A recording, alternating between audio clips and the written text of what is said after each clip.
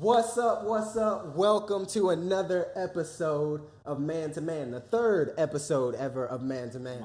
Excited to be with you guys today. I have one of the best guys I've ever met. This was the guy who, look at him smiling over there. Yeah. This guy, I met him. He was one of the first people I met when I started coming to Nashville, when me and my wife were dating, and just hit it up. You know those people who you just meet and you're like, oh, I can vibe with this dude. You one of them. Yeah, you want? Oh my God! I'm getting giddy. No, he's awesome. One of my favorite people in the world, for real. And this episode today, this one is the heaviest. This one can be the heaviest. But I came to instantly break that. Yo, we about to have fun. Come on, we about to just get real, and we gonna talk. That's why I got my man Jordan Davis on here. Just because these are conversations that we would have had anyway. We just genuinely want to let you do this right here and peek behind the curtain on something we talk about anyway. You excited, man? I'm so excited. I'm just glad to be here. Thanks for having me. Yeah, it's about to be a good one. Let's go. I can see the look on your go. face. What we're talking about today, you've already seen the title.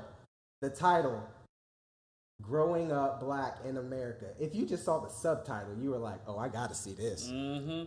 Listen, I started... We're going there. We going there. Yeah. When I started to listen, really when I started realizing that I wanted to do this podcast, there were three specific ones that I knew we had to talk about. This was the first one. Mm-hmm. And not because, here's the thing, a lot of people at a certain point look at people like me, honestly, and say, well, you're black. You have to talk about it. Mm-hmm. You have to think like that.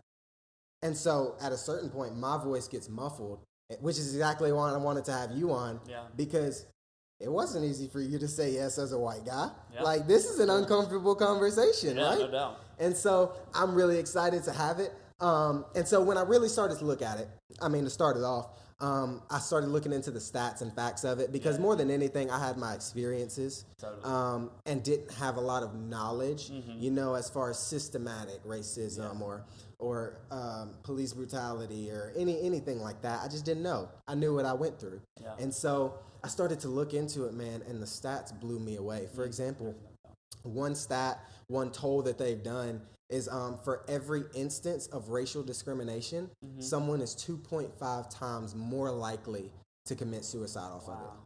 I don't mean like someone looks at you one time in your life and is like, I don't like you for the color of your skin, or you go on your Instagram and you see another guy getting shot by the police, you're like 2.5 times more likely. I mean, for every single time something like that happens, it shoots up 2.5 times more.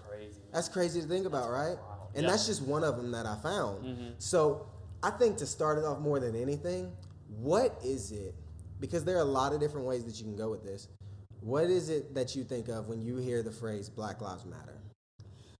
Man, there's a lot to think right now. There is, yeah. Honestly, just with everything going on, for me, the first thing that I think about when I hear that phrase is like, honestly, in my mind, I'm like, of course they do, right?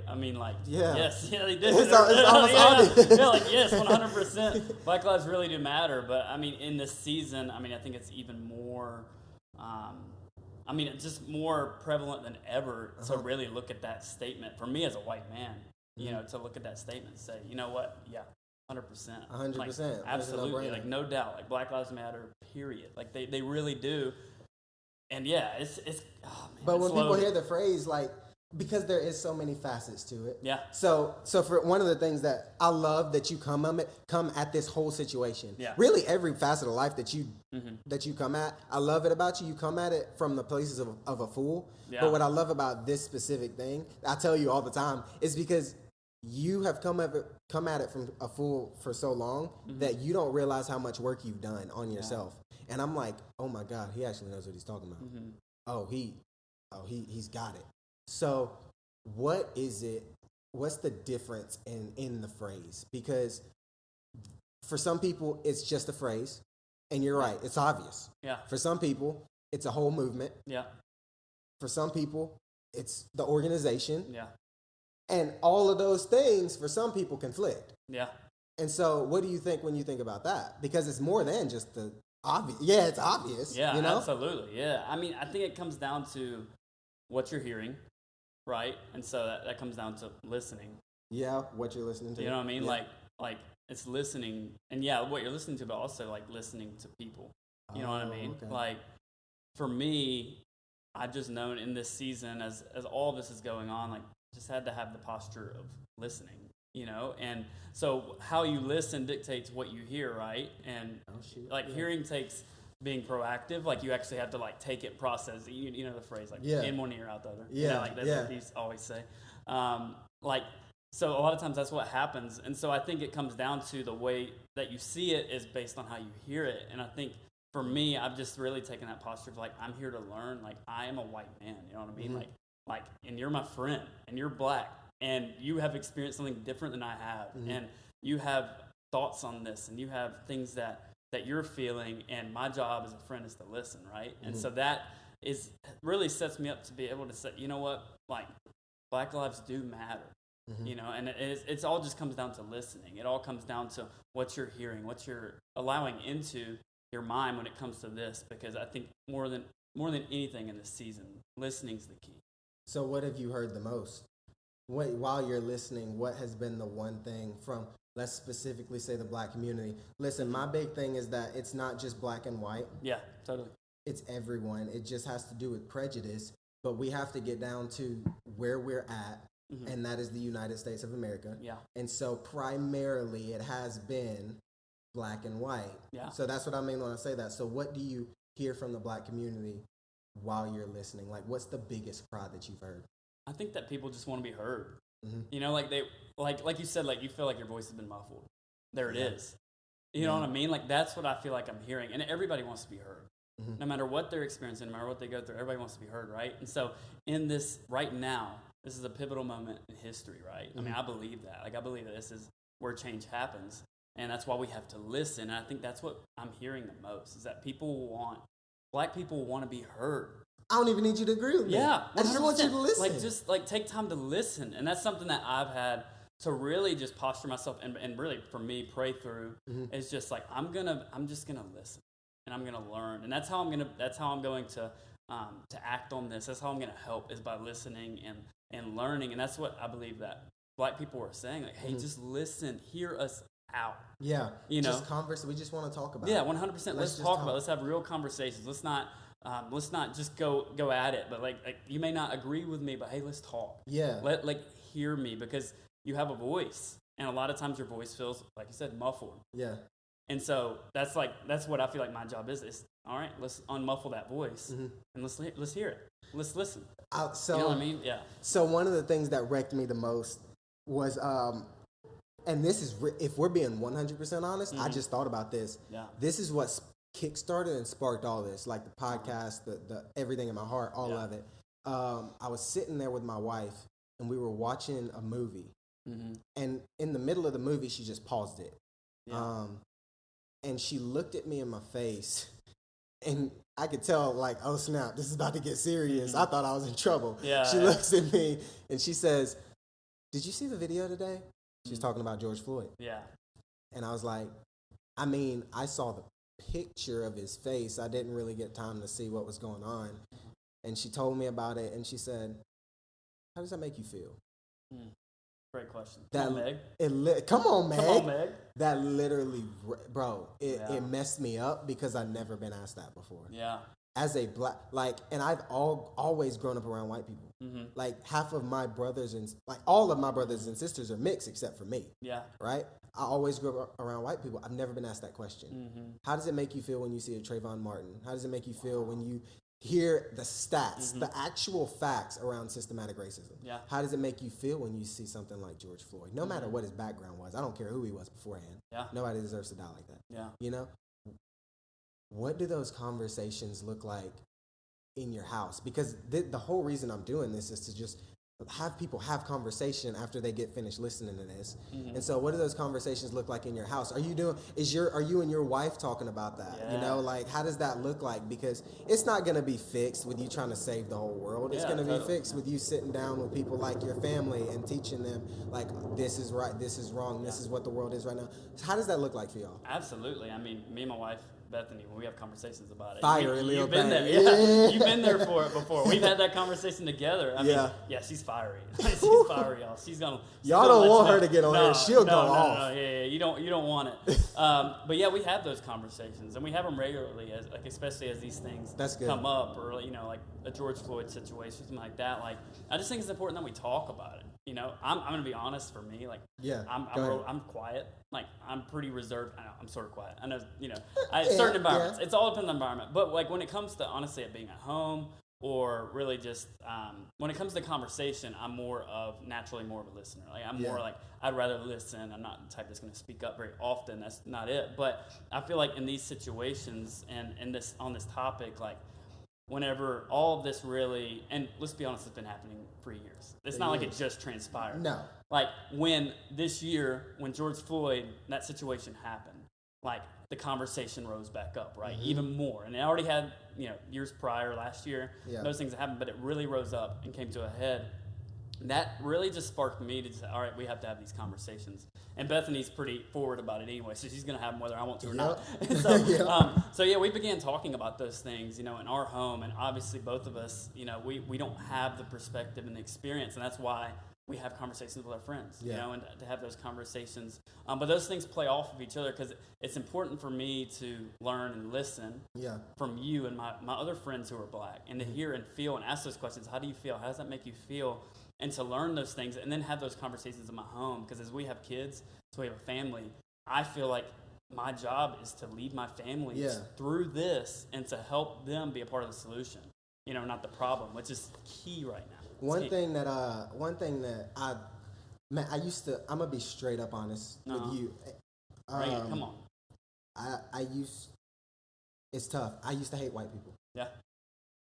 Just put it frank. I did because of the situation that I grew up in. I wasn't able to have an open relationship until I was 17 years old in high school, because all of the dads of the girls that I tried to date were white, and they said, "You're not going to date my daughter." Yeah. Because of the color of your skin. There's some girls who probably still have rocky relationships with their fathers because they got kicked out of their household for dating me. Yeah. Like, grew up around that, away, an hour away from this is factual, one of the most racist cities in the United States. They still had a sign, it's called a sundown town, where Black people had to be out before the sun came down.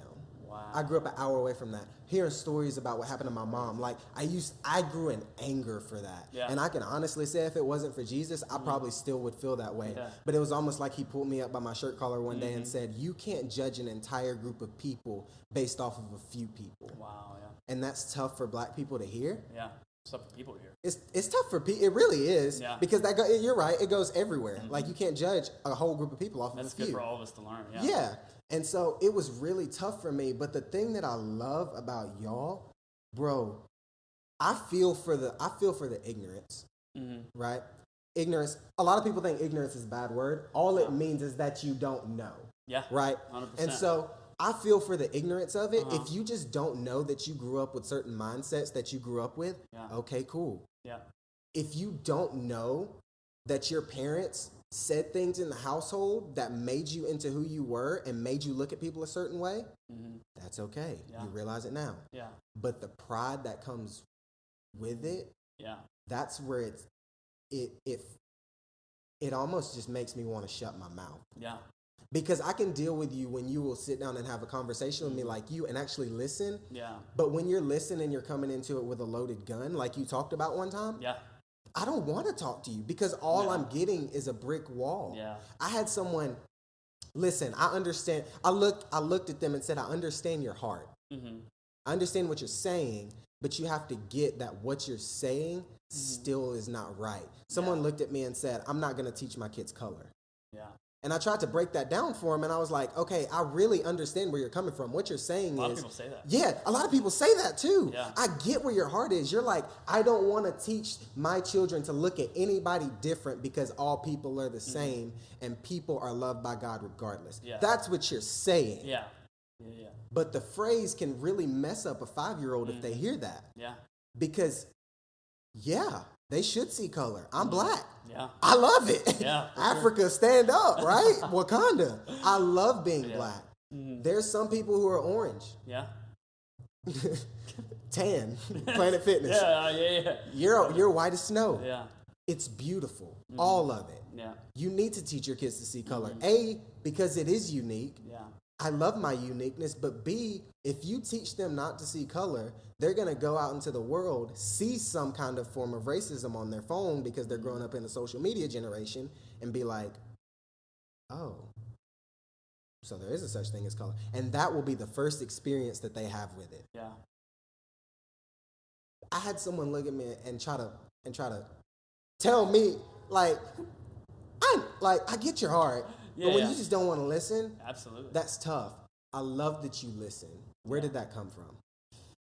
Man, probably from a lot of places. I mean, I don't know if some of it's personality or what, but I think that I've been taught by just some great mentors that the key to any situation, any relationship is to listen, right? Like, I really believe that. Like, as a human being, I should take the time to understand you in any situation, and it's not, a lot of people are, quick to speak, right?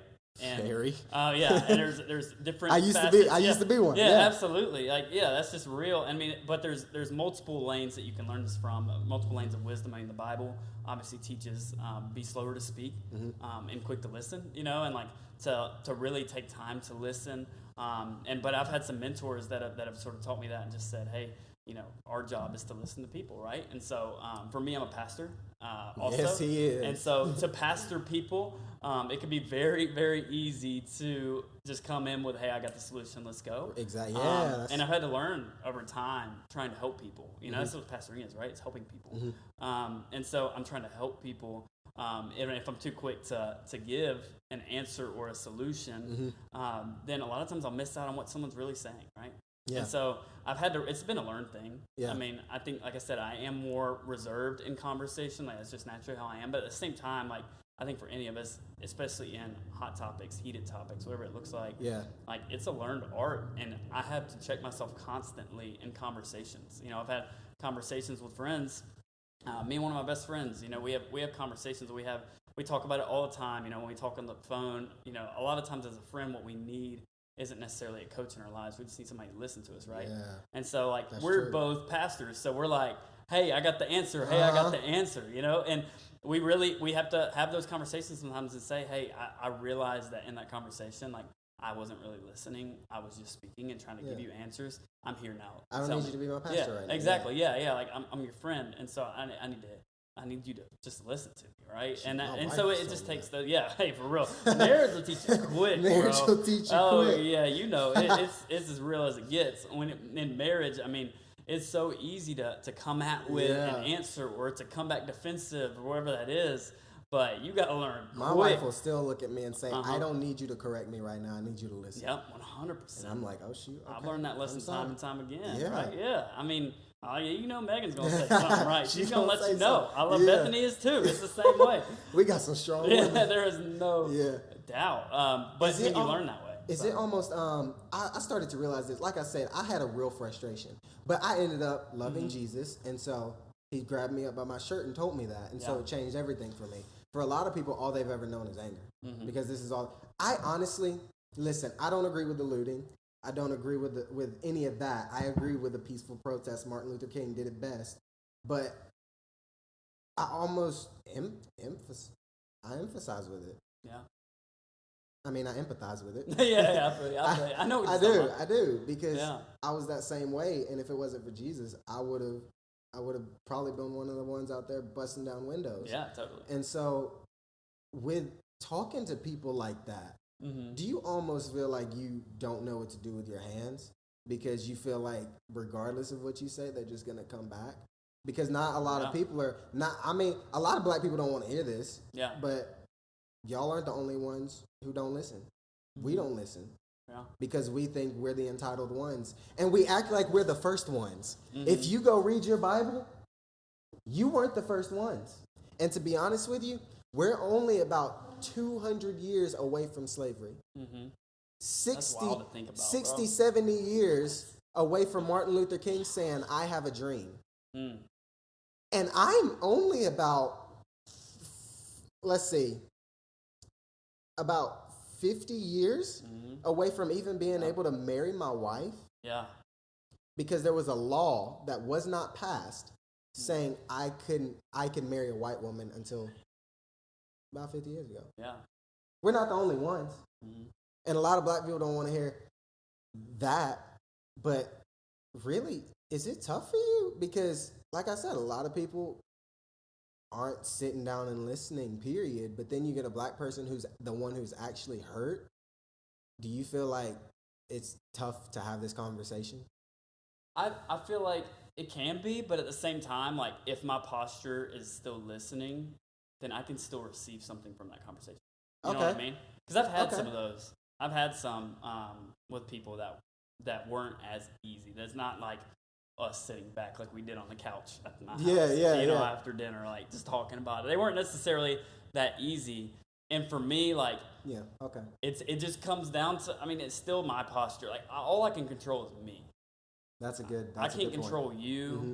I can't control who I'm talking to. I can control me and my family, though. You know, so like I can learn, and I can help them learn, and then we can make a difference that way. And so, like, I just can't take that responsibility on myself. You know, I'm gonna have these conversations because everybody's viewpoint's different. There's so many opinions out there, and I mean, I've got to take care of that same posture. I'm like we talked about. You mentioned earlier, like the loaded gun, right? So like, I have to walk into every conversation, ammo out on the table, out of the picture, not with a loaded gun. Because if I come in with a loaded gun, I'm just gonna come in and just make it worse. And you'll get more wounds than you came with. Exactly. Then you're shooting all over the place, right? And it's more of a dangerous conversation. Well, if I come in, hey, I'm not here to fight. I'm here to learn. I'm here to have a conversation. And we don't have those issues. Yeah. They could be this person that I'm talking to, no matter what we're talking about, can be as fiery as they want to. But I'm still able to draw from that, and I'm able to say, I'm here to listen. Because behind that fiery passion is there's something there. They still want to be heard. And so, like, that's still my job. I can't fix it. I'm white. I can't become any more black. White. Like, that's just real, bro. Like, I just can't. But, I mean, I can go into that conversation with that kind of posture. Yeah. And it not really change much. You know, obviously I may walk away and think, like, okay, you know, like that was heated, but at the same time, I'm walking away with something. Mm-hmm. Okay, this person's passionate about that for a reason, whether it's stubborn or not, whatever that is. No matter what kind of conversation it is, there's something there, and my job is still to listen. I can't provide answers. I can't fix it all. I can't change history. I can't do any of those things. But what I can do is change today, and I can change my mindset, my heart, and so from that, that's just built up frustration, most likely. You know, like this is years and years and years. Years, like you were just talking about. You just laid it out for us, you know, like, and so I mean, I don't think it changes because I just can't carry that responsibility. It's impossible. Yeah. And if I try to, then I'm just going to get a bunch of arguments, and nothing's going to be fruitful. Nothing's going to change. And just the things that I can't control are just going to frustrate me, and there's no point in that. You know what I'm saying? Can you tell he's a pastor? He's doing it. He's preaching right now. No. Welcome to the 30-second halftime show, where you have really about 15 seconds to answer a trivia question I have just for you. My man Jordan Davis loves the NBA almost as much as I do. He loves it. I do.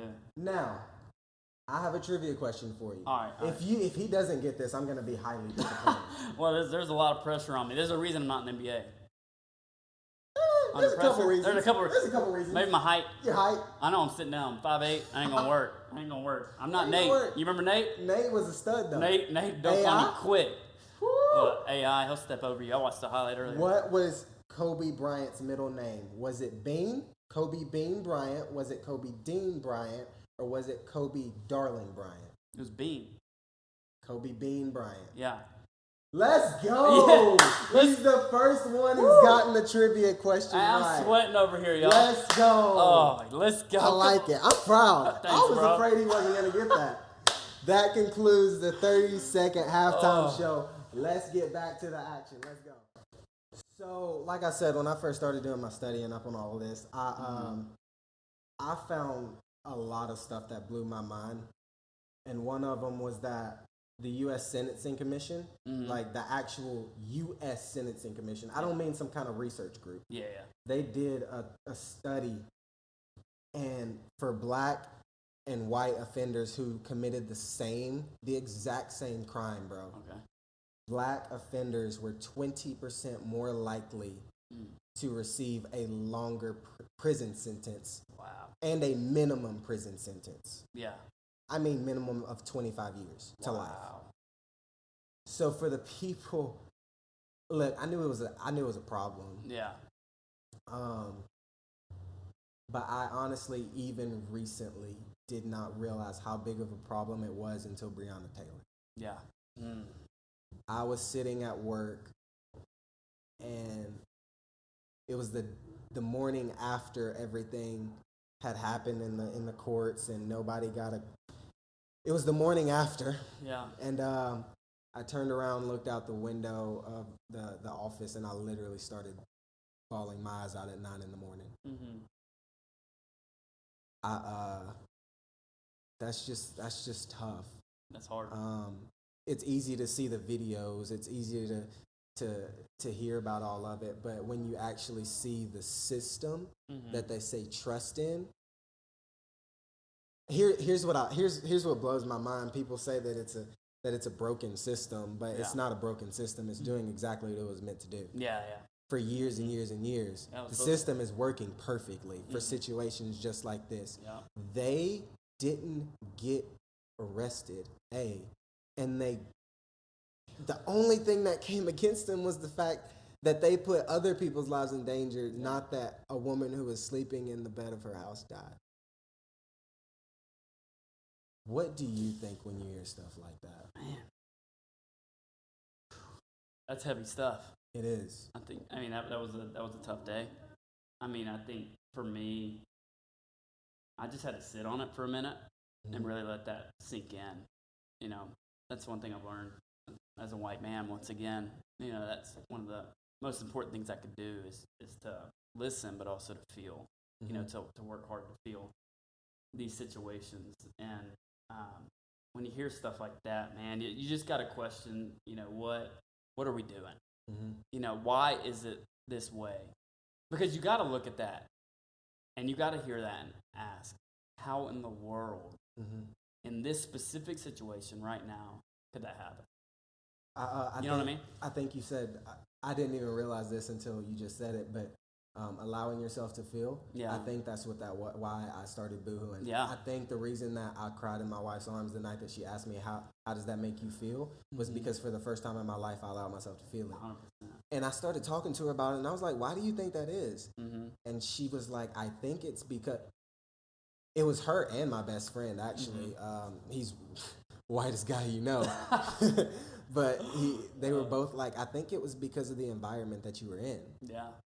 You were actually able, now that I'm in a city like Nashville, living with my wife, I'm around people who I feel like I can be open and honest with. And I had that, but it was just a different environment. Yeah, different, yeah. And so for the first time, I think they said, I think it's just you allowed yourself to feel it because you felt like you could and you had a safe place.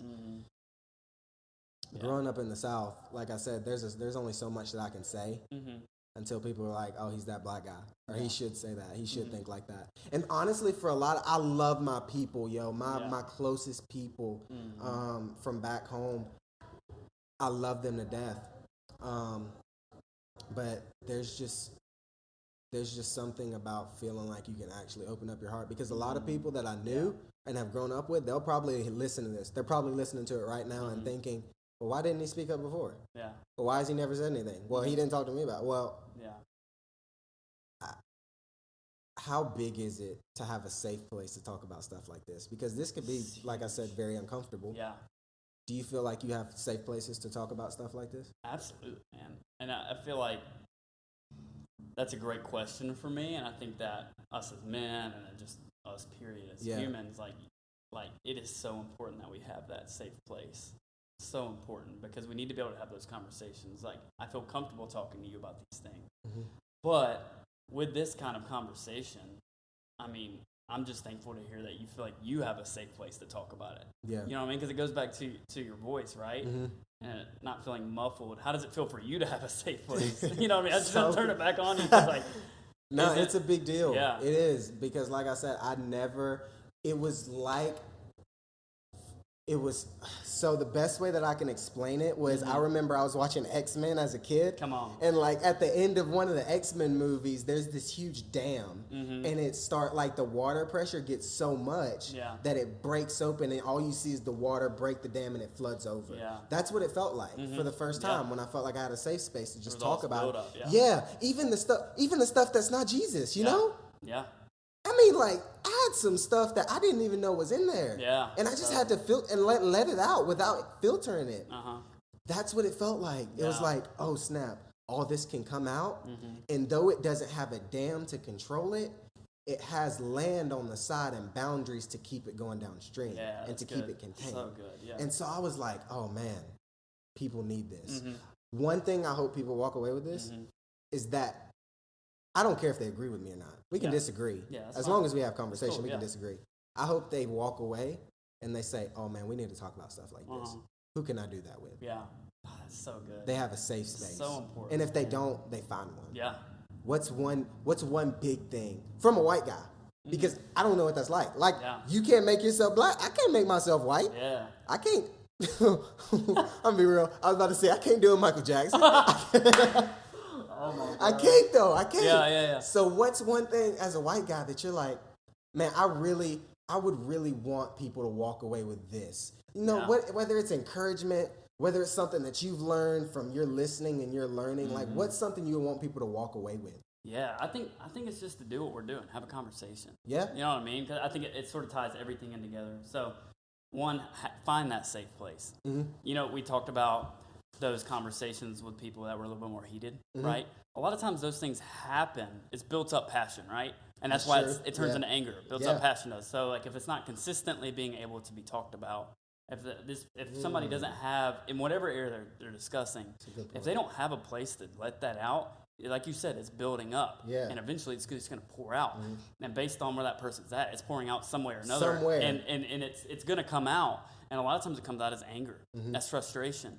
And that's why, like I said, it's important for me to listen in those times, because if we listen in those times, we'll realize what's really going on. This is something no one asked them about. Yeah. That no one has said a word to them about in years. And they've been building that up. Yeah. That's tough. So find a That's place, tough. find a safe place, and then have conversations and listen. And then most important, like we've said a couple times, take the ammo out. Yes. Take it out. That's what a safe place is. It's not coming in to argue or debate. We're not trying to debate. Debates Okay. aren't getting us anywhere, right? It's to talk about it, to understand, to get where each other's coming from. And so I think having that conversation where we can, hey, let's put the gun down, slide it across the table. We're good. Let's talk. Tell me how you feel. When I do this, I've realized this frustrates you. When I do this, how does that make you feel? Yeah. What could I do better? Having those conversations. That'd be my hope for anybody, because there's no like one-stop shop. This is the way that you fix this. As a white man, there's not one specific thing that I can do practically, like put my hands to, that's going to change it. Yeah. There's not. It's consistent steps, right? It's the little things that build up and make a big difference. And so, I mean, the best we can do is talk. What's been the toughest question that you've had to ask yourself through all this? I think the hardest one for me, like to wrestle with, is like, what can I do? You know what I Yeah. mean? Like, that's what's most frustrating for me. Yeah. Because I'm like, I want to fix it. You know, like that's I've been tough. done with this. You know what I mean? Like, I didn't grow up with this. So like the fact that it's an Oh, issue, that's a good point. you know what I Yeah. mean? Like the environment that I grew up in, we didn't really fight. There were some things, and that's where I've had to learn. There's some experiences that I have to draw out that I'm not just going to understand immediately, right? But like I didn't grow up with this, so it's like frustrating for me as we're talking through this and seeing people on social media. Social media kills me sometimes. It's Yeah, just it so does. difficult because that's not a conversation. Yeah. Facebook is not a conversation. It's not. Let's just go ahead and lay that out there. It's an argument. Yeah, like That's let's what you're doing. yeah, like let's sit on the couch and let's talk. That's a conversation, or let's hop on the phone, whatever that is. But yeah, I think that's been the toughest thing for me to wrestle with. Like, what do I really do? Because it's sort of discouraging day after day to think is, that, I bet. like, if you think, and I'm going to turn this question back on you in a second, but like if I sit there and just think like constantly, like all I have to do is listen, sometimes that feels like failing. You know what I mean? Because it doesn't feel like I'm making any progress. Mm-hmm. But that's why it's so important for me to constantly remind myself, because I do struggle a lot of times with like, what can I really do? What am I doing wrong? Like, and not necessarily that I've had to have those conversations, but what I'm around, what I'm seeing, what I'm feeling, like, what are we doing wrong? You know what I mean? Like, as a country, like, what are we doing wrong? Like, and it just can be frustrating, you know? Bet, and so it's like, it feels like a circle. It feels like constantly like just trying to figure it out, and that can be tough. But what about for you? What's the toughest question I've Yeah. had?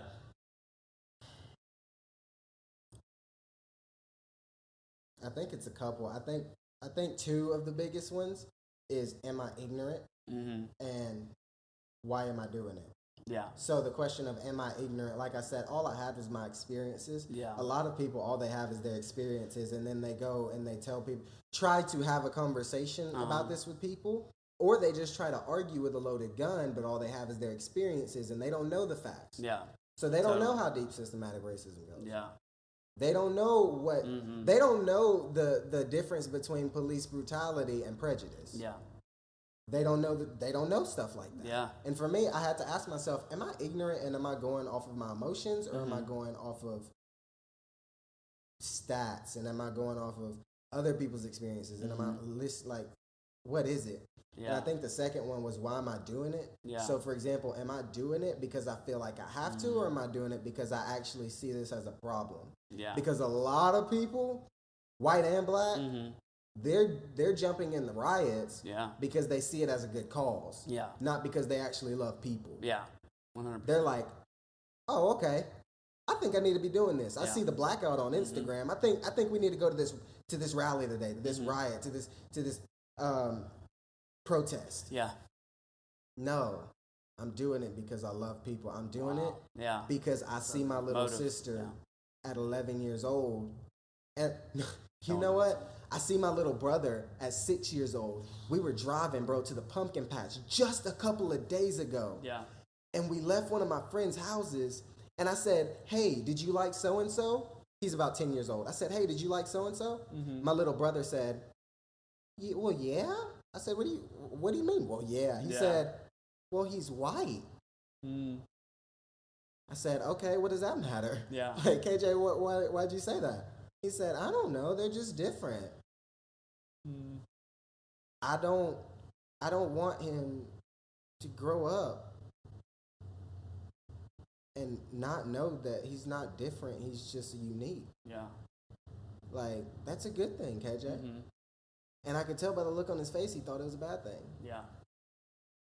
And so for me, it's stuff like that, man. Why am I doing it? Am I doing it because I feel like I have to? Am I doing it even as a white person because I feel like if I don't, everybody's going to look at me as a racist? That's real. Or am I doing it because I genuinely, even though I don't have as many black friends as I want to, I feel their cry, and I wanna help. You know, what's the real reason? That's good. So for example, this is tough. Bring it. But a lot of, I think one of the hardest questions for us to ask in any situation, but especially this one, more so as white people, when we say, are you a part of the problem? That does not mean we're saying, are you racist? Yeah. That means, have you been a part of the problem? Yeah. Like I said, there are things that I think about you and prejudices that I have about you that my mom or some of my friends taught me from the time that I was a little kid. I was innocent. I didn't know any better. It was ingrained in me. Yeah. Right? Totally. There are certain things that your parents said, certain things that you saw your friends do, certain things that you just grew up with that were ingrained in you that made you look at people a certain way. Yeah. So when we say, have you been a part of the problem, that's knowingly and unknowingly. Yeah. That's not saying, are you racist? I know you're not racist. You're my friend. Yeah. Just say, have you been a part of the problem? The toughest question to answer is that one. I wholeheartedly believe, because it's like someone shooting a bullet at you if you take it that way. Yes, 100%. And so I was about to say, man, I'm like, when you asked that question, it made me think, like, are you a part of the problem? I mean, the reality is probably. Probably, yeah. Probably. And it all depends on how you take it. Like you said, because there's the natural defensive response, but then there's the other side of it is like the way that I grew up. Did that set me up to have a mindset to think that way? That's prejudice is a natural bias, right? Yes. It's the natural side. Racism is like That's prejudice a choice. toward a person. That's a choice. I'm choosing to do this because of who you are. Prejudice is a natural bias. So like, I think we have to flip that question on it. You do. We have to say, am I part of the problem? And then go a step further and say, how can I be part of the solution?